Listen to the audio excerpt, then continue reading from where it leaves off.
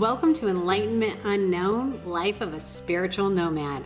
Join Reiki Master and Quantum Healing expert Wes Coons as he guides listeners through the depths of self-discovery and spiritual enlightenment to uncover the version of you we haven't met yet.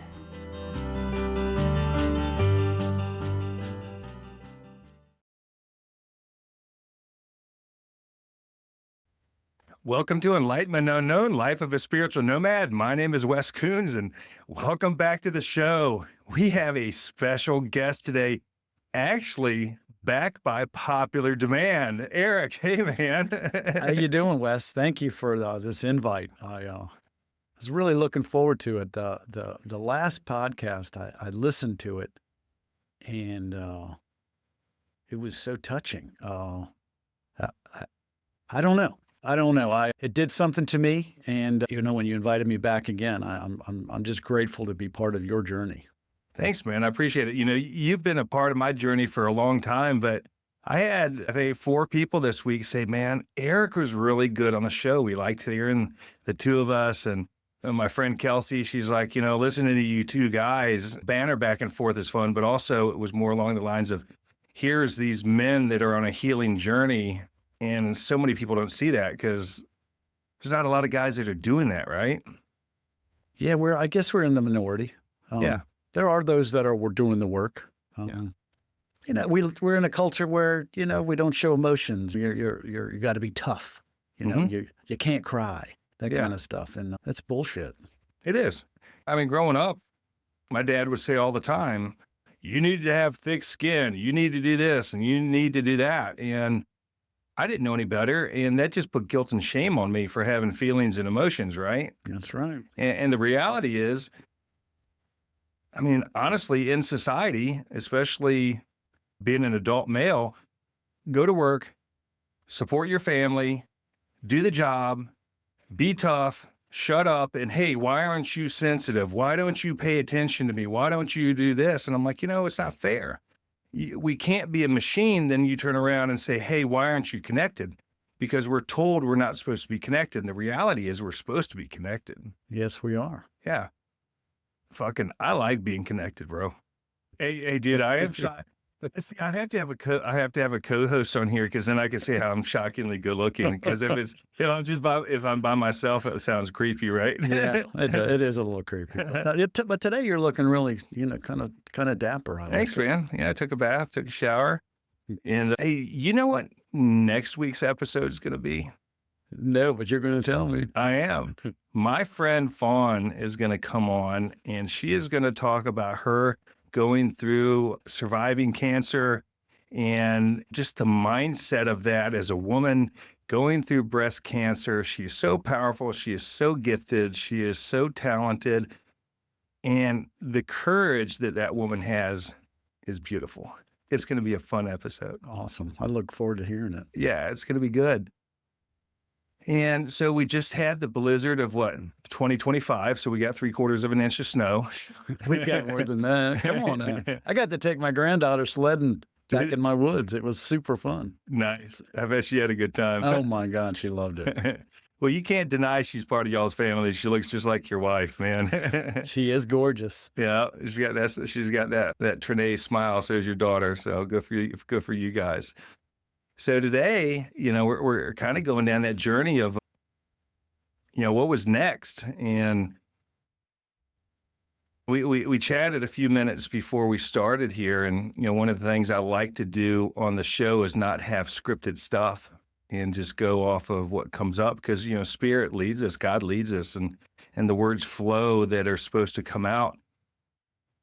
But I think the biggest thing I remember stepping into that next level of whatever Wes was supposed to be is moving in that house at 67th Street.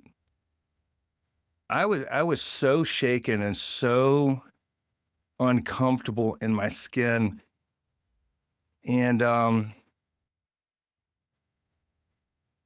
I was so sad and broken and lonely. I don't like that. When I do the show, I allow myself to go back to those times, and I don't enjoy that part, man. Because I'm not sad, broken, and lonely anymore. This weekend was a little lonely for me, but I told myself that's a fucking lie. I'm not lonely. I could pick up the phone. I could call a friend. I could go to somebody's house. I can go to church. I can do all kinds of things. The stories we tell. Yeah, the stories we tell. I'm not broken. At the end of the day, I just got some healing to do, right? That's right. It's a new mindset. And so as I was moving into that 67th Street house, trying to understand what was next, I had scheduled to do Reiki 1. And, Reiki 1 was, it changed everything for me, man. It just did. In Reiki 1, in Reiki in general, you get energetic downloads from the Reiki master. Can you explain that? Well, what is that? I can't even 100% explain what that is. Well, one thing about Reiki is, like we said, it's universal life force energy. And something that makes it different from other modalities is that the Reiki master, there's an attunement process, and the Reiki master will attune the student to the entire lineage that was attuned to that Reiki master. So the lineage goes back, and that attunement is the knowledge of the Reiki masters that have come before. So there really is no doing anything wrong because you're in tuned. So you've been in tune, and there's just a process of starting to practice it.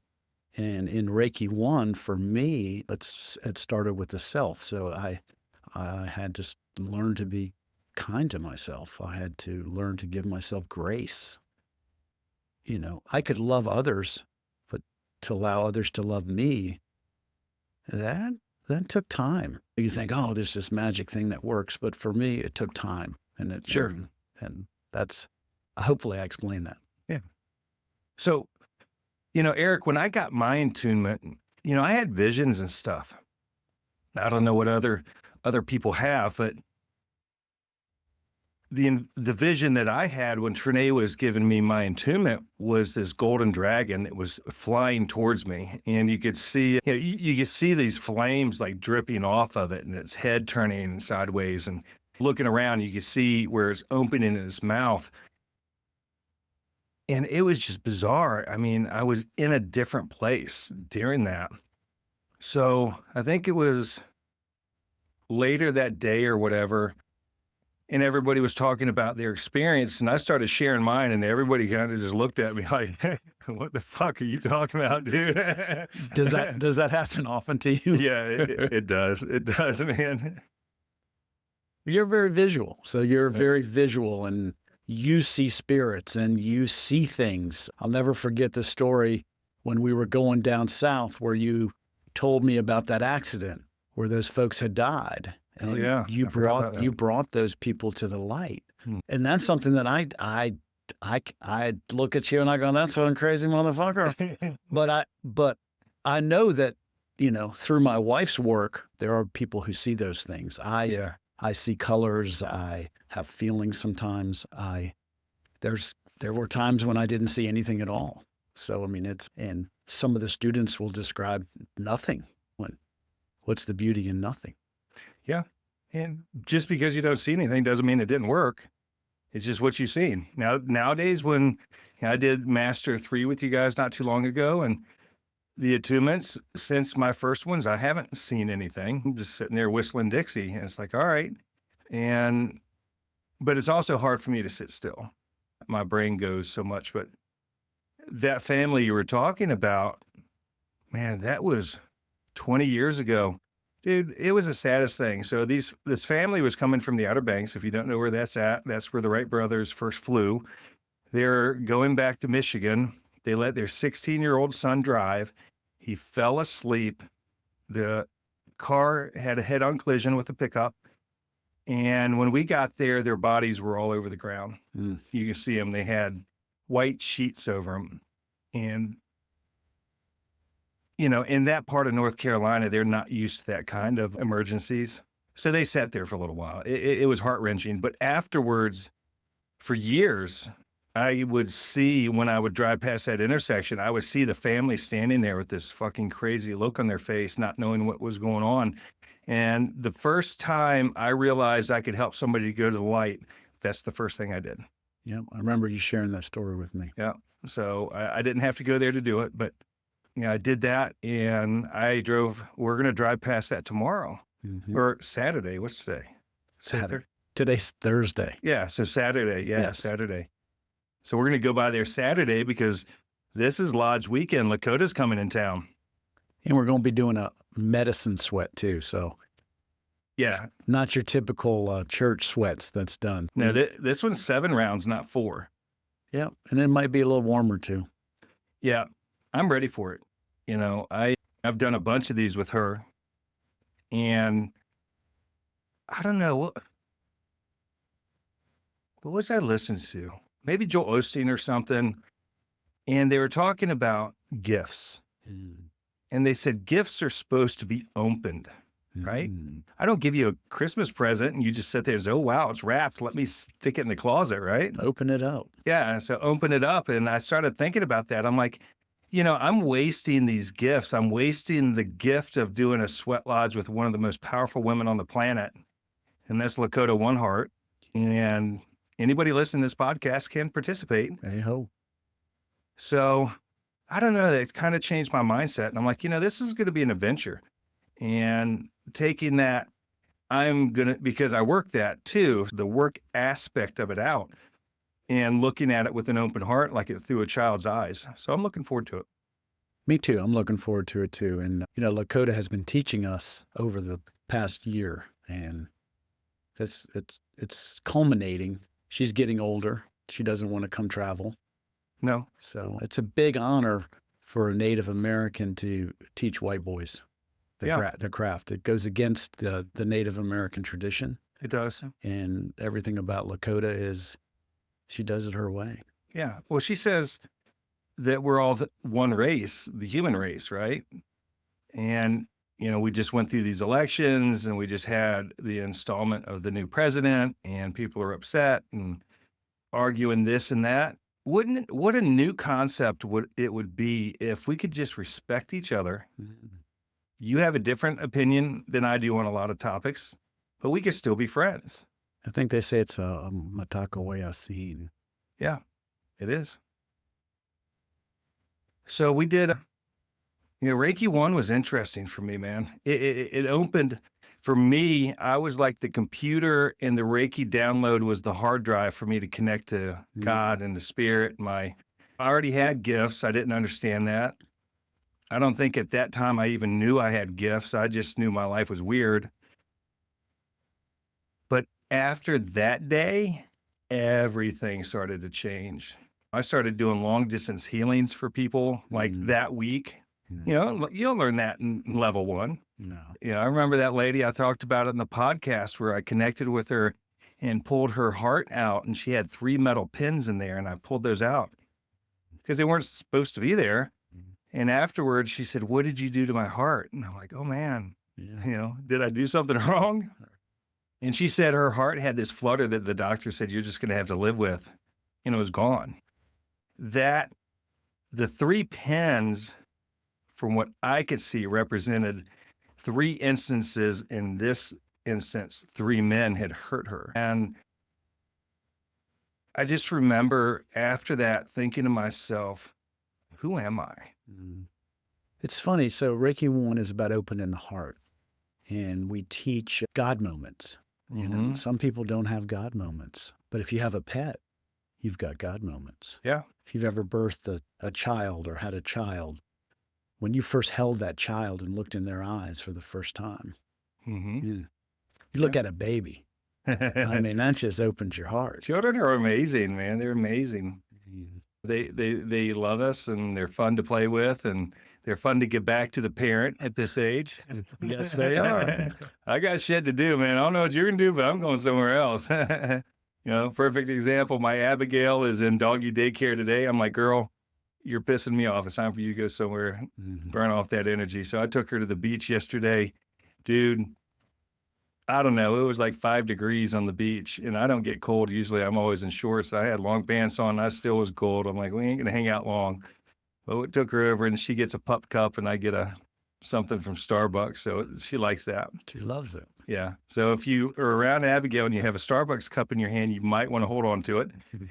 She's gonna be like she's like, "Hey, there's my pup cup."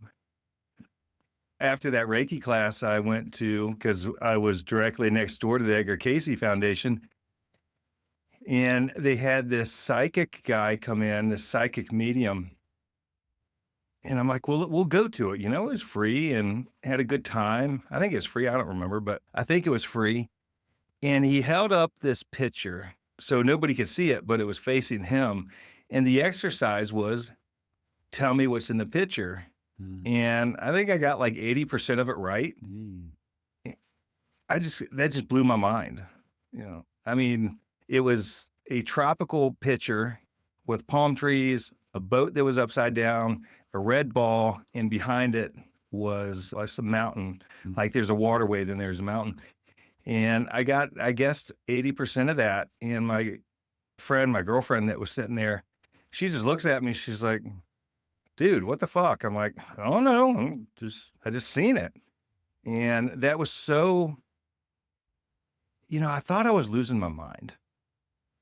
Well, sometimes I'll offer you this. So, as children who need to protect themselves, we exercise that gift of protection. Mm-hmm. So we start to see things before they happen. Yeah. It could be generational too. It's probably what made you an excellent warrior too. Yeah. Because you were able to see things before they happened. And so that gift has continued to stay with you. Mm-hmm. And you have exercised that muscle. Yeah. Because as my wife teaches, it's that sixth sense that we just don't have to train anymore. Because why? When you have a computer, you can just look at it and go, "Oh, that's what the weather's going to be." It's not like Lakota's at the mountain, no internet. She's got to kind of go, "Okay, I got to get my stores together. The storm's coming." Yeah. So it's like the animals have to have this sense of what do I need. So that sixth sense for us as human beings, we don't need it because we just pick up the phone and get all our answers. Sure. Well, I know everything was changing for me during that time. I mean, it still changes for me today. One of the fun things I learned, God, I didn't even understand it during the first Gulf War, is, I don't know, I've got the unique ability to stop time or slow it down significantly. So when we were I told this story already on the show, but a Scud missile was coming over. Those were the missiles that they were shooting at us. And the first time it happened, I kind of panicked. We all did. It's the first time we were under fire. We're young men. And I stopped time. I just remember looking around. It was like being in the movies. Mm. I was looking around. I'm like, "Dude, what the fuck is happening?" I walked up to my buddy and I waved my hand in front of his eyes, and he's just sitting there not moving. I walked around. I went outside. I got in my fighting hole, and I'm like, "Well, I can't be out here without them." So I went back to where I was standing, and I don't know what I did, but time started again. It was like I was walking in slow motion, and they were doing what they were doing. And, it was really, really bizarre. Mm. So last year I was in this relationship, and we're off and on so much. So whenever she'd come around, I wanted to spend time with her. I would slow time down by 3/4. Absolutely. It was fun, it'd slow down time. So it was me, her, and another lady at my kitchen table one day. And it felt like 6 hours had gone by. And the one lady goes, "Jesus, I feel like I've been here for 6 fucking hours." And the person I was seeing, we looked at each other and started laughing because I wanted to enjoy the moment. And I don't know how I do that, but I did that in a class this weekend. And I felt like I was 17 hours into a 6-hour class. I'm like, "What the fuck?" I was like, "Oh yeah, I slowed down time this morning because I was running slow and I forgot to turn it back up." And it's just weird. I don't know. I don't know how to explain it. I don't know anybody else that does it, but I definitely can do it when there's a high stress or something really important that's going on. I can easily do it. Survival. Yeah. Yeah. I mean, I've even had instances where I left my body and going up above the tent and stuff where we're at, and I could clearly see people walking around, and I don't know what that's called, but that was fun. I'm like, okay, that's not normal. Mm-hmm. And then, so yeah, the level 1 changed all that for me. It changed everything. So I think the hardest part for me was the guilt and shame I put on myself over it. That I felt guilty and I felt shame because Wes isn't sitting in his real estate office. I didn't want to go to work. I didn't want to be there. It didn't feel right. It didn't feel comfortable. It was the guilt and shame that here I am not doing what my family says I'm supposed to be doing. Right? I mean, who else has that issue? Your family puts you in a box. This is who you're supposed to be. This is how you're supposed to smile. This is how you're supposed to love. This is who you're supposed to love. It's like an epidemic. And I always have been the black sheep in the family. My eldest brother fucking hates me for that. He's like, this is what you're supposed to be doing. I'm going to do what I want to do, brother. You know, you can stay in the box or you can do what the fuck you want to do. I ain't staying in the box. And this is a pretty fun box to be out of. Absolutely. Mm-hmm. And the black sheeps changed the world. Yeah. Yeah. Well, I seen this thing and they were talking about black sheeps. They said, if you're the black sheep of the family, you are actually the one there to break the chains, break the generational curses and bring in generational blessings. Absolutely. Yeah. I believe that. Well, I mean, you're doing that. I am. You're raising money now for what's the name of your organization? It's called Friends and Family Affected by Fentanyl. And I got everything up and running. Took me a while. God, by the time you get your EIN and all your business stuff and everything together, and then I had to learn the Microsoft computer all over again. And I mean, I'm telling you, then we spent 5 days in Charleston, just, and I didn't quite get everything done, and I had to go back to the bank a bunch of times, and I was frustrated. But I would pray, and I knew that this was something higher. Because at first I didn't want to have anything to do with this whole foundation fentanyl thing. I was like, fuck it. I don't want to deal with any of it. Sure. And now I'm being blessed to be able to talk about this, because that's the slogan for my foundation is let's talk about it. And we're going to take the shame out of the game. So yeah, because the shame is the thing that needs to be healed. And it's empathy that heals it. So I have to have empathy for myself when I am going through those struggles and those tribulations. And that's where Reiki 1. Reiki 1 evolved to that point where I could. If you can't love yourself, who's going to do it? Sure. Well, I think a lot of us, I know I did, I'll just speak for me. I felt like I needed somebody to love me, so I felt something. Mm-hmm. Right? And when I realized I had gifts, in my mind, I'm like, I've got to fix what's upstairs or I'll never be the healer that God put here. And I'm like, if he gave me a gift, I'm gonna honor that this time, because I didn't honor him most of my life. But I'm going to honor this. I don't know. It's just weird. It's just everything lined up. I've been to therapy before. I've done those things. That didn't work. Because nobody told me that life happens for me and not to me. Nobody told me that I'm a direct reflection of everybody that shows up in front of me. Nobody said, hey, Wes, you can change your life in a minute if you learn how to think differently. Mm. But they did with you guys. You guys started talking about that shit. And I'm like, well, what the fuck are you talking about? Why isn't this public knowledge? You know, it's funny, and I've been on a recovery journey for a long time. So I like to say I came with a drinking problem or a drug problem, and I discovered that I had a thinking problem. Yeah, there's different processes to help with that thinking, because it's the stories, it's the thinking that keeps me in those victim emotions. That's right. And I had to go through what I had to go through. Even through this with my son, I still grieve and I still feel responsible for where he's at, but he chose to check out at whatever point. That's right. And that's been difficult. It has been difficult.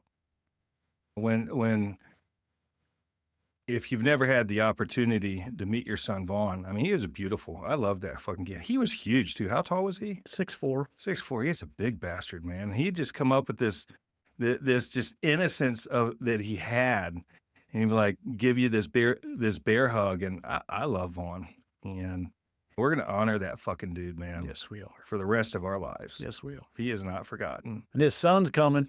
Yeah, when's his son? When's Phoenix gonna be here? Well, we're thinking between the 14th and the 25th. Yeah, there's no hippie-ish and stuff in your family, the name Phoenix. But that's what it is, man. He's rising from the fucking flames. And he picked that. Him and Cordelia picked that name out. Nice. So Nice. I like that. I remember talking to Vaughn one day, and he looked at me, and he had this guilt and shame for where he was at, right? Which is, I understand it. And he says, Wes, look at everything you have and this and that. And I'm like, son, dude, I didn't start accumulating anything until I was in my like mid-30s or whatever. I don't know. And if you look on paper, people are like, this guy isn't where he should be. But I don't look at paper. I look at my connection to God. I am exactly where I'm supposed to be. And when I told him that, just the look on his face, I'm like, dude, you're 23. You're fine. You've got so much stuff going, but that his journey wasn't to be here, right? Or if it was, he'd be here. But he's cool. I like him. So I am excited about the foundation that you guys are doing. You know, I see you up at the White House talking to the president and being there, educating people and changing people's lives, because the things that haunt us grow in the dark. And they end up being the fertilizer for your life. Yeah. Yep. So, you know, I'm proud of you. Thank you. I'm proud of you. I know it's been a hard road. Yeah. But you know what? We can change in a moment. We can. We can elevate. We can share. As Andrea say all the time, you're one vibrational shift away from being who you want to be. Amen. Hey-ho. I was talking to my friend Beth. I'm doing a group healing thing tonight with Beth, and I said something about the person you're supposed to be, and she's like, you know what? I don't like it when people say that, because I feel like I'm failing if that's who I'm supposed to be. So I try to say the person that you came here to be. I think that's better. I think it sounds better, right? Why not? Present moment. Let's stay in the present moment. Yeah. And I like working towards being the person I'm supposed to be. Because what if you're already that right now? Yeah. Right now. Yeah. In this moment. Could be. Because we won't get this moment back. No. We have this moment. We got the moment with the jet flying over again. And that dude's up there, you know, flying that jet. Just, you know, he's just freaking loving life. Yeah. So I don't know, man. I don't know. It's just, I think the thing I like about this healing journey so far is it's magical. It is magical. It is just magical. Whether you have all the crazy gifts, and I see people that are so much more gifted than me, and in the beginning, I'd be like, oh, I wish I had that. I'm like, I'm good with what I got. Me too. Because I don't even know what I got yet. No, right. Right? Right? Yeah. So somebody asked me the other day, said, hey, Wes, how do you know what gifts you have? I said, go Google, what are the different clairs? I forget what they call them, like a clairaudience and stuff like that. Google that. That's what I did. And I looked at the definitions of them all. And I said, okay, that's what I have. And then you can Google how do you magnify and strengthen that gift. You practice. And because I'm probably the most humble person I know. Ask me, I'll tell you. Exactly. You'd have to give the humble award back now. I know, right? Right. I mean, I've had a couple people tell me this week, they said, you're so humble. I'm like, yeah, I know. I appreciate that. And shockingly good looking. So it just works for me. And grounded. Mm-hmm. And grounded, yeah. But the reality is I am very fucking humble when it comes to this work. Yeah. I might tease and joke because I think it's fun, but I take it serious. And somebody asked me the other day about, I don't know, we were talking about healing work, and I said, you need to hear this. I said, when I walk in that fucking healing room, when I'm in that healing room, I am the most gifted person on this planet. There is no humility. That is who I am. I am secure in my gifts. I'm secure in my connection to God.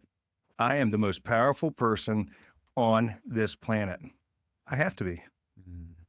I have to be. Yeah. What do you want me to go in there and say, oh gosh, I don't know? Fuck that, dude. We're going to open that dimension. We're going to cross that realm, and I'm going to do the work. And if something shows itself to me, which I've had happen many times, I'm like, where'd that come from?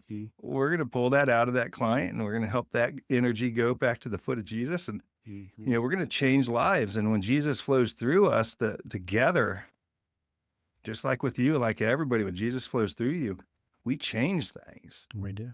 And it's And fun. there's a team, and I'm never alone. I'm never alone, because there's always a team there. Yep. And that has helped me through addiction, because the addiction wants to say, you don't want to mess with those people. They don't love you. Oh, look at them. They're talking about me. And they're so self-centered in their own world that no one's talking about you. Yeah, they're right. In one aspect, you don't love yourself, and you are talking about yourself.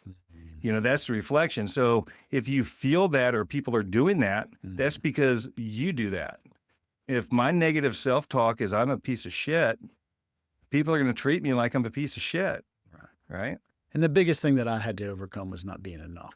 Mm-hmm. I still strive and strive and strive. And then I still sit there at the end of the day and go, oh, it's still not enough. And it's like, no, not true.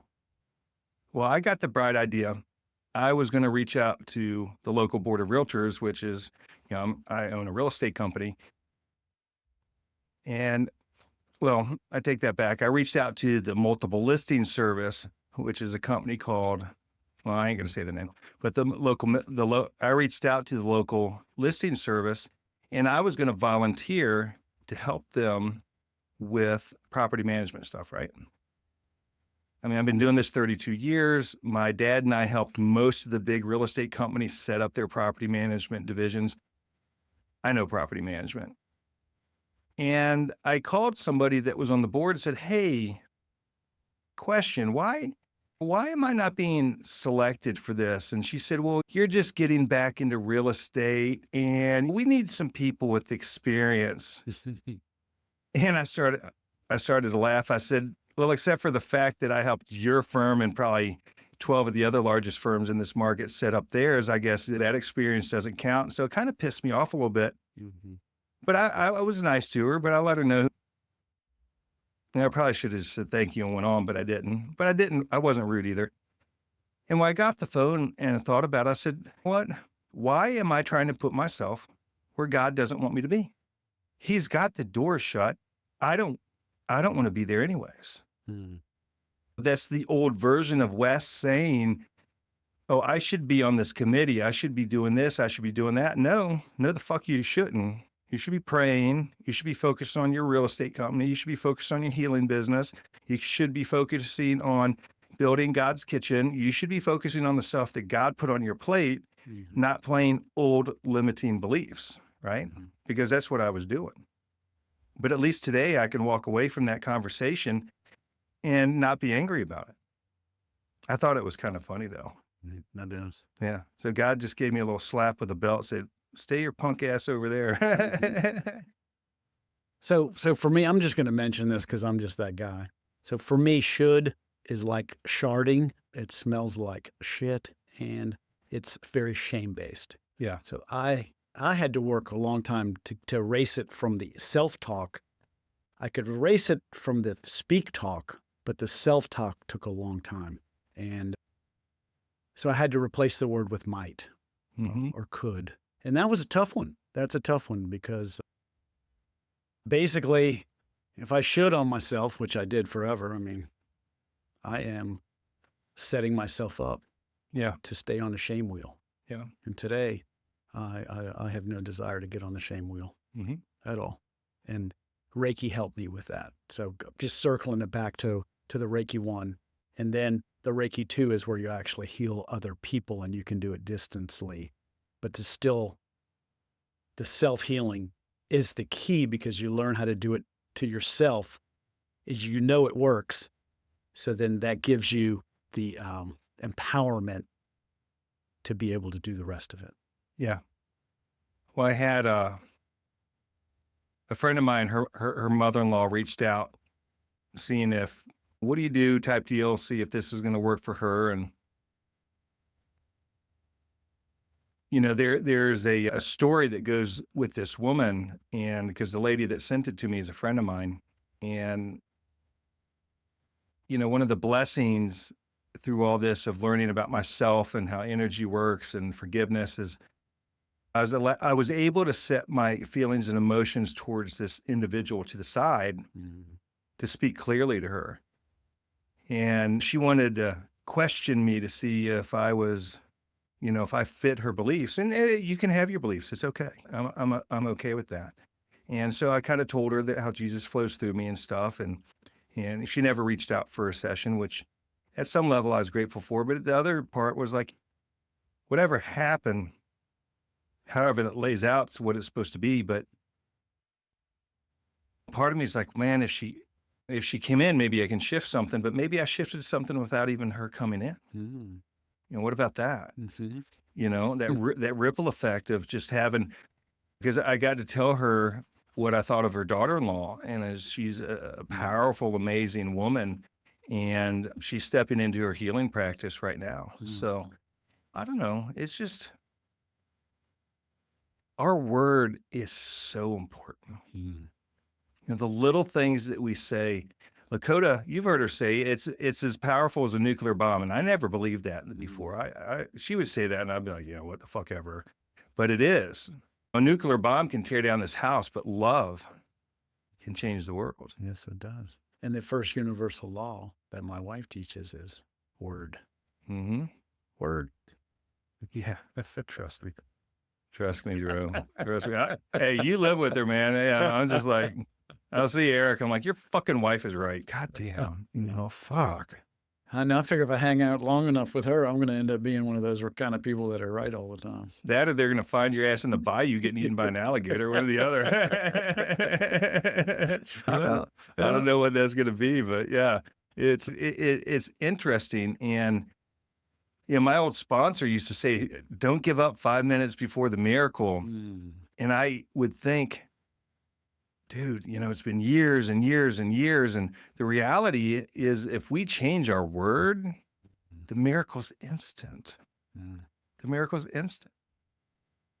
I was talking to somebody the other day, and I said, I just want you to be the woman who you came here to be. You're so gifted and talented and stuff. And she said, nobody's ever said that to me before.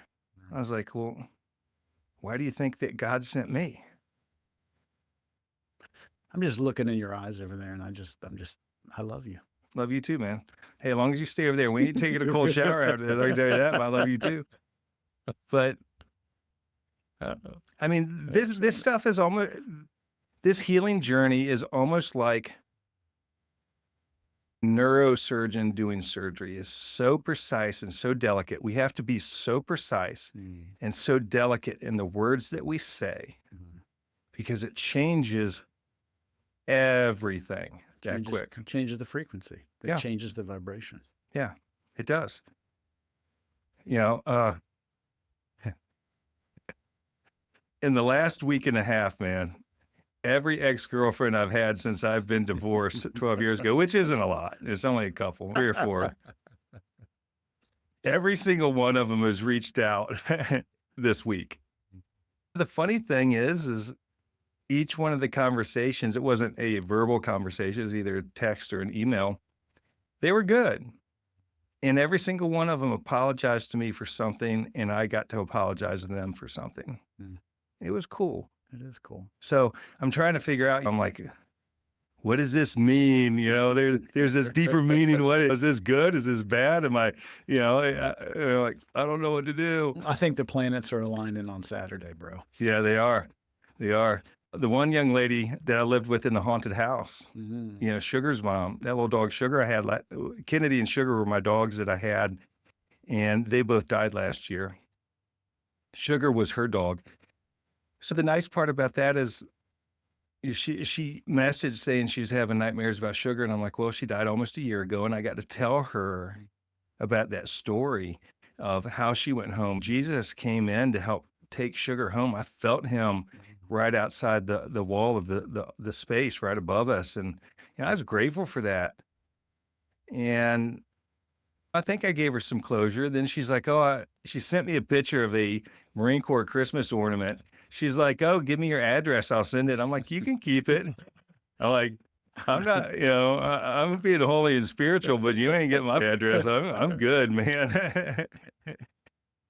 You're not coming to my house. Well, maybe the beacon's off now. Yeah. I'm just like, you can recycle that. Love you. And she just disappeared. I'm like, all right. Well, one of the things I found is since I have a new cell phone, all the old numbers when you get a new cell phone are not blocked anymore. So I've got new blocked phone numbers in my phone. But I'm grateful for that. And, I'm grateful for the fact, especially, the last relationship is, I wasn't sad. I wasn't heartbroken. I wasn't crying afterwards. And she wasn't mean. And I wasn't mean. So we can easily take our feelings and emotions and bash somebody. And I just don't want to do that anymore, because then I have to make an amends. It's like, now I got to say, I'm sorry, because I work hard on cleaning my side of the street, because my side of the street's not clean all the time. Right. I mean, when you're humble, shockingly good looking, and fucking highly successful, sometimes you even have shit on your side of the street. So, but next week's episode is going to be powerful. We got a ton. I think I've got 25 guests over the next, I don't know, however many months it's going to take to go through, of all these healers in this market. A good bit of them. People that are going to come on here and they're going to talk about their gifts. Margaret's going to be here. We had to reschedule a couple times.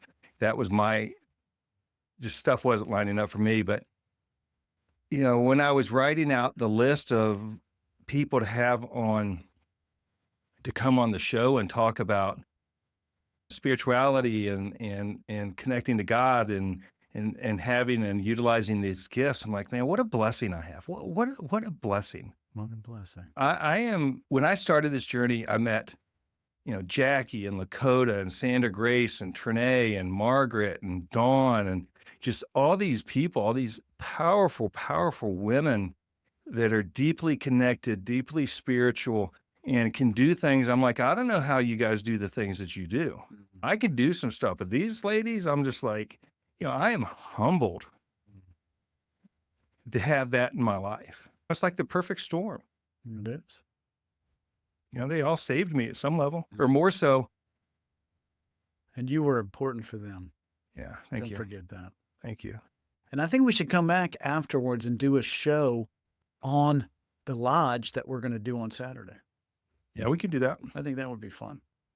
We can do that. Because the lodge, for some people, that's a foreign concept. But lodges have been going on for hundreds of thousands of years. Yeah. So they have. I'll try to get Lakota to come on and do some recording of the podcast. Sometimes she will, sometimes she won't. And she has to ask the ancestors, and I'm like, okay, well, can we get an answer? Are they going to text you fucking back or what? I mean, just like, but maybe we'll plant that seed this weekend. Yeah, well, dude, she's got like 7 hours of readings on Friday. Then we got the lodge on Saturday. Then Sunday, she's speaking at what's the church on 14th, 15th Street at the beach? What is that? Fellowship of the Inner Light. Yeah, the Fellowship of the Inner Light. And then she has a group stone healing that afternoon there. And then she'll probably go back Monday or Tuesday. But she's been on her mountain living off grid, and it's been 5 degrees for a month. And that Fellowship of the Inner Light, that'll be on tape. So that will be available somewhere on the internet. Yep. So it'll be good. But what I wanted to say is, maybe they didn't save me. Maybe they gave me the opportunity to save myself. because if we don't reach for the rope as we're drowning, because so many people look the other way. I'm like, the rope's right there. Turn around, turn around, turn it around. I can't. They get so stuck, and so they're like, I'm going to argue. This is where I'm supposed to be. I'm supposed to be hurt, broken, making a mess. And I'm like, well, I love you from a distance then, because I can't be there. Such a keen observation. All right. As we have another jet flying over the house. That's right. But Eric, hey man, thanks for coming on the show. We got lots of stuff coming up, and it is getting ready to be February soon. Thank you. So it's been interesting, but I love you, man. I appreciate it. I love you too. Thank you. Hey, everybody, we'll see you next week.